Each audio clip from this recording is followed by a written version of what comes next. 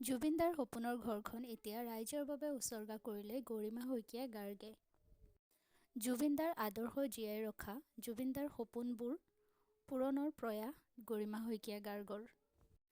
ৰাইজৰ বাবে উচৰ্গা কৰিলে জুবিনদাৰ খাৰঘূলিৰ সপোনৰ ঘৰখন। এইখন ঘৰতে তেওঁ বুঢ়া বয়সত থকাৰ সপোন দেখিছিল। ব্ৰহ্মপুত্ৰৰ পাৰত, ব্ৰহ্মপুত্ৰৰ ফালে চাই চাই তেওঁ গান গাব বুলি ভাবিছিল। কিন্তু সেই সপোন যেন সপোন হৈয়ে ৰ'ল আৰু দিঠকত পৰিণত নহ'ল। গৰিমা বাইদেউৰ ভাষ্য, আমাৰ খাৰঘূলিৰ ঘৰখন আমি ৰাইজৰ হকে উচৰ্গা কৰিলোঁ জুবিন ট্ৰাষ্টৰ নামত।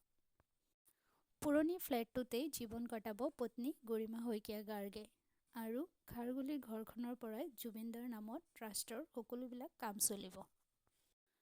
আৰু তেওঁ কৈছে জুবিনৰ সপোনৰ ঘৰখন তেওঁ সমাজৰ হকে, প্ৰকৃতিৰ হকে, ৰাইজৰ হকে ভাল কাম কৰিবলৈ তেওঁ সেইটো ব্যৱহাৰ কৰিব। প্ৰাণৰ শিল্পী জুবিন গাৰ্গ আমাৰ মাজৰ পৰা নাইকিয়া হোৱাৰ প্ৰায় ৩.৫ মাহ কমপ্লিট হৈছে। আদালতত চলিছে কেৱল শুনানিৰ পিছত শুনানি। তাৰ মাজতেই জুবিনদাৰ নামত গঠন হ'ল এখন ট্ৰাষ্ট। জুবিনদাৰ নামত যাতে সমাজৰ ভাল কাম কৰিব পাৰি, ৰাইজৰ হকে ভাল কাম কৰিব পাৰি, তাৰে কামনা গৰিমা শইকীয়া গাৰ্গৰ। এইখন ট্ৰাষ্টৰ জৰিয়তে খাৰঘূলিৰ ঘৰটোত জুবিন গাৰ্গক চিৰ যুগমীয়া কৰাৰ বাবেই কামনা সকলো ৰাইজৰ। এইবিলাক কাম গৰিমা শইকীয়া গাৰ্গৰ বাবে কৰাটো এক কষ্টকৰ বিষয় হৈ পৰিছে।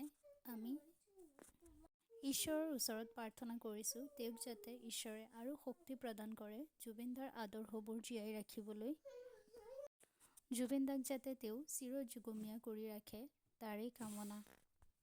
এজনী মানুহে মনত কিমান কষ্ট লৈ এইবিলাক কাম কৰি গৈছে তাৰ কোনো ভাষা নাই।